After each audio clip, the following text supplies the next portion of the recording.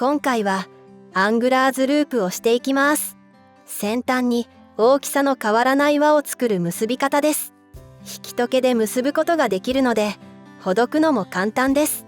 引き解けではないパターンでも結びますので、ぜひ最後までご覧ください。それでは結んでいきましょう。まずある程度紐を取っておきます。先端側の紐が下を通るように輪っかを作ります。交差している部分を指で押さえておきます。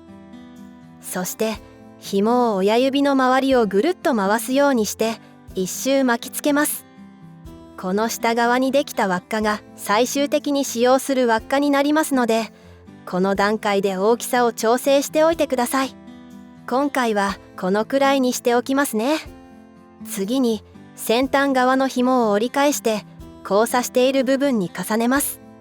そして下側の輪っかを上の輪っかの中に通していきます。通したら元紐と輪っか部分を引きつつ、結び目を整えるようにしてしっかり引き締めていきます。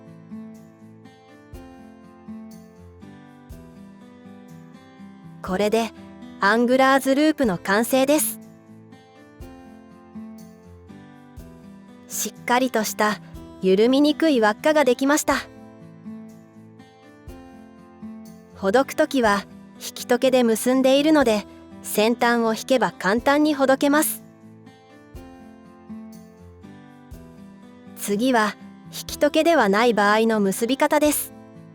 とは言っても最後に先端を折り返すか折り返さないかだけの違いです。結び方は基本的には同じですよ。ここで紐を折り返さないでそのまま先端を重ねます。ここが違うだけです。あとは同じように紐を通して引き締めていきます。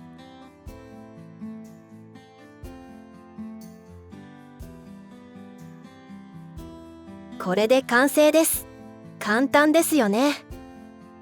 結び直す予定がある場合は引き解けにしておいて、しっかり引き締めてほどかない場合はこちらの結び方で結んでください。以上がアングラーズループです。ぜひ結んでみてください。わかりやすかった、参考になったという方はぜひ高評価、チャンネル登録をお願いします。繰り返し見て覚えたい方はこの後もご視聴ください。